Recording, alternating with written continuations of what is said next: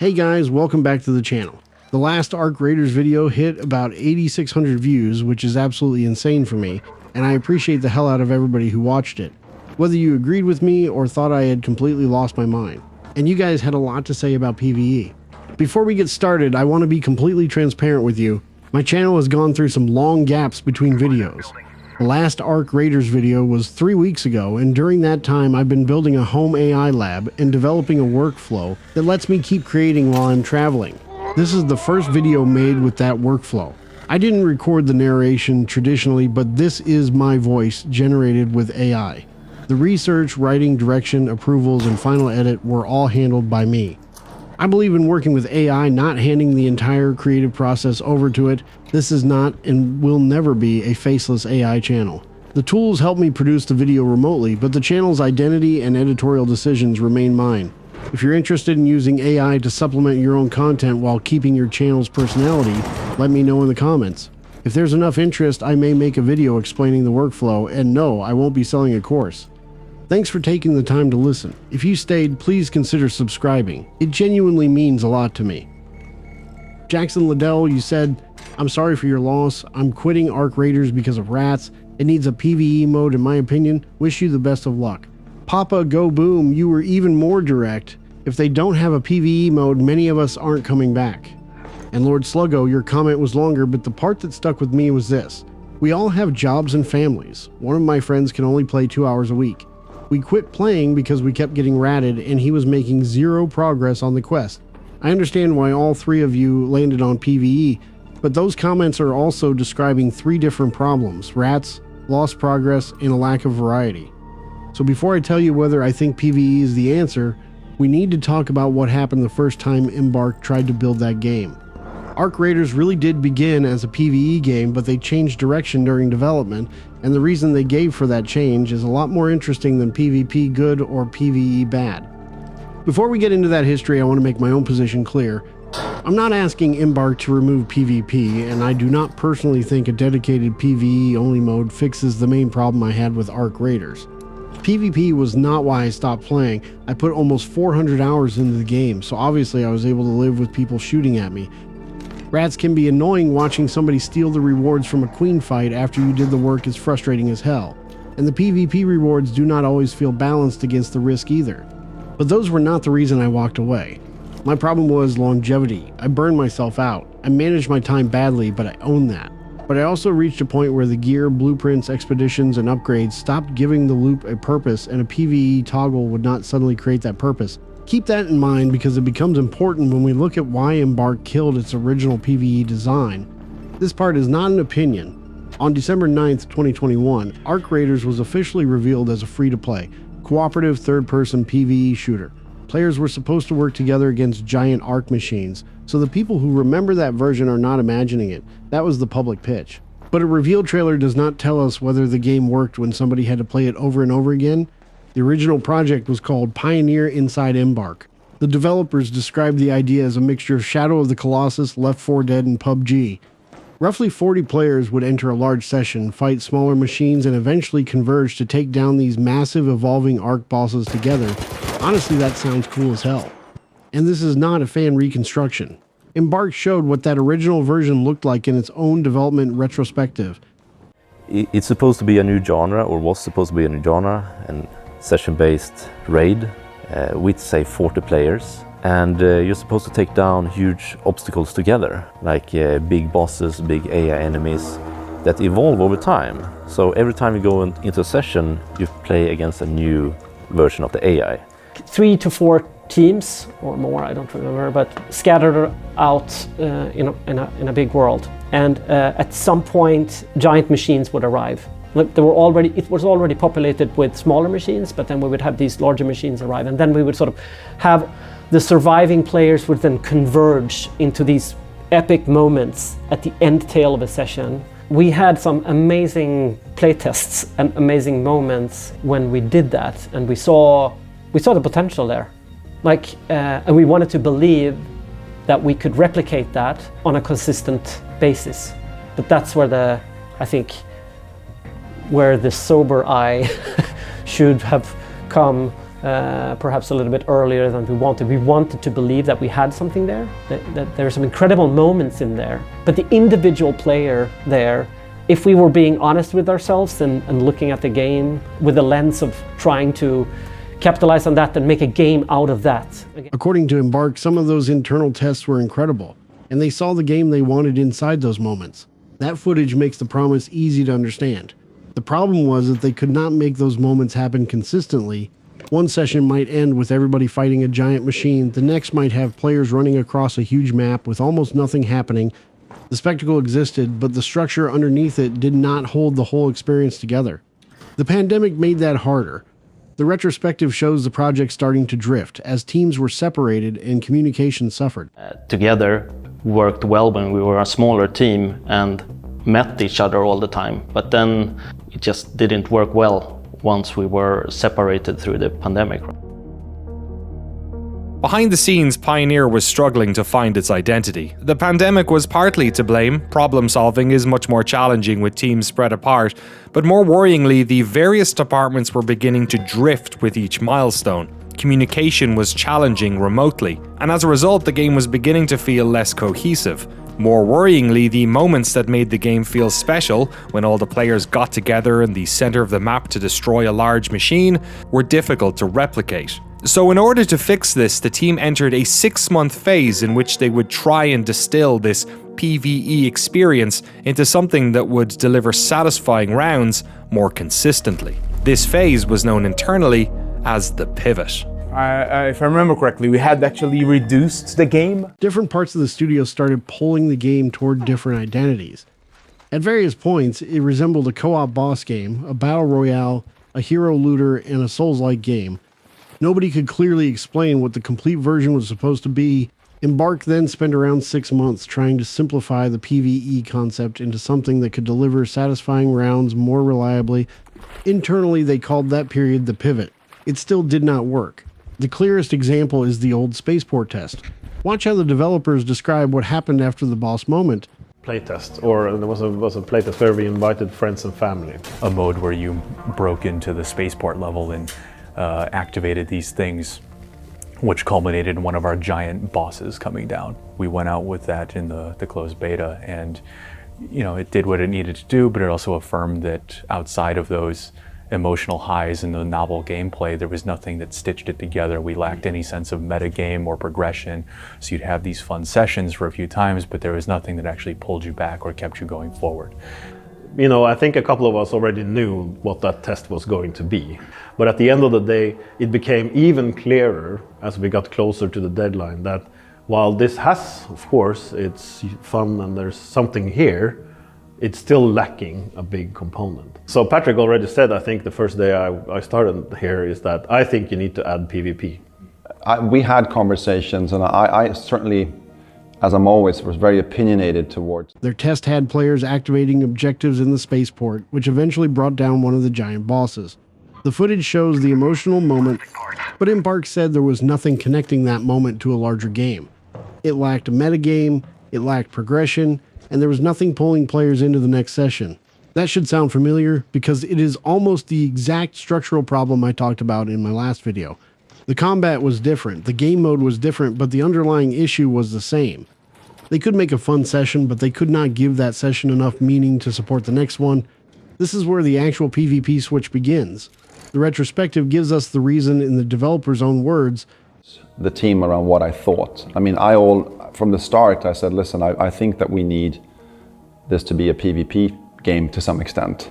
I think we're going to struggle with getting a PvE game the way that we want to with the tech that we have. And that's really when we had a lot of internal discussions, and I think we had our summer party and then went on break and came back, and then everyone was informed that we were pivoting to a new genre and starting to explore what that could mean, and lifted everything we could. So a lot of the environments, the enemies, the characters, or things about the characters were lifted and sort of repurposed. It didn't work. The larger recipe for the game wasn't there. And again, we couldn't replicate the sessions consistently enough. So I think that's enough to start talking about, well, should we consider adding the PvP component? I understand that a lot of people, and frankly me included, wanted this to be a PvE game, and I wanted for our vision to work. But when it doesn't work, you have two options. You can either, well, three. You can release what you have to the public and they will crucify you. We've seen that happen multiple times. Or you decide, I don't want to continue with this, we shut it down. That we've seen that multiple times. Or you still have a belief in the lore, everything that you've built and the core kind of gameplay loop, and you say, maybe I can just make this something different. The pivot had not worked. The team knew that a more drastic solution was required, a new phase in which the older version of Arc Raiders would be put to rest and a new game built around PvE and PvP combat would be built. This phase, the most significant beat of Arc Raiders' development story, is known internally as the Reset. Patrick Soderlund says he had pushed for some form of PvP because he believed they would struggle to build the PvE game they wanted with the technology they had. Embark began prototyping a PvP-focused mode during the spring of 2022. That work became public in August, when the studio delayed Arc Raiders and moved the finals ahead of it. In May of 2023, Embark finally announced the new identity, a PvP-VE survival extraction shooter. There is a useful distinction in Embark's own language. The 6-month attempt to repair the PvE game was the pivot, the more drastic decision to rebuild it around PvE, and PvP was the reset. So no, this was not somebody walking into the office one morning and yelling, "Make Tarkov." It was a PvE project that could create great moments, but could not reliably create a complete game. Embark kept the world, maps, machines, art, and lore, then rebuilt the session around extraction and unpredictable players. We can speculate that extraction shooters were popular, or that somebody saw a better business opportunity, and maybe those things influenced the decision. But I cannot present that as a fact, because Embark has already given a specific design reason. The original loop was inconsistent, and it had weak retention. Why did they believe PvP would fix that? The next clip is the rationale they gave for putting another human into the loop. The way the game was playing earlier was this action game where things just came at you. To me, it's much better because it has a slower pace. This is the best game I've worked on for me because it's a game about listening for things. And that's why PvP is such an important addition to the game. Like, I think a lot of people have a strong reaction to what that might mean. But if you think about what happens when you play against other humans, you just realize that finite distance gets closer to infinite because now you have all the permutations of human behavior in the session. Some players might not like playing another person because you'll get tryhards that are very, very good. But if we do our job well, then you'll have something that feels balanced and fun, even if you're not the best at aiming or the best at shooting. You should still be able to, find something rewarding in that experience of extracting stuff back out of the world. Because another person is unpredictable in a way a machine is not. A player can help you, betray you, hide from you, negotiate, steal something, panic, or show up with 2 friends and absolutely nothing to lose. That changes a session before anybody even pulls a trigger. Embark still describes that uncertainty as the heart of Topside. It is what makes every encounter feel like its own story. And I agree with them. I think the reset was probably the right move. It gave Arc Raiders an identity that the original version apparently never found. Most of the stories people tell about this game are not about opening another cabinet. They are about a stranger who helped them, a squad that hunted them, or the asshole who waited until the queen was almost dead before ruining the entire fight. Sluggo562, you said. I thought the tension of other players being able to attack me at any time was the point of this genre, and that is a fair point. Remove that threat and you remove part of the game's identity. That is also what I said throughout my replies. I'm okay with the PvP. Arc Raiders ended up as a PvP-VE game, and forcing it completely toward either side changes what was released. Here's the problem though. PvP solved what could happen during a run, but it did not solve why a veteran player should care about the next run. Those are 2 different questions. In May of 2026, Embark said it had become increasingly clear how important progression and player goals are.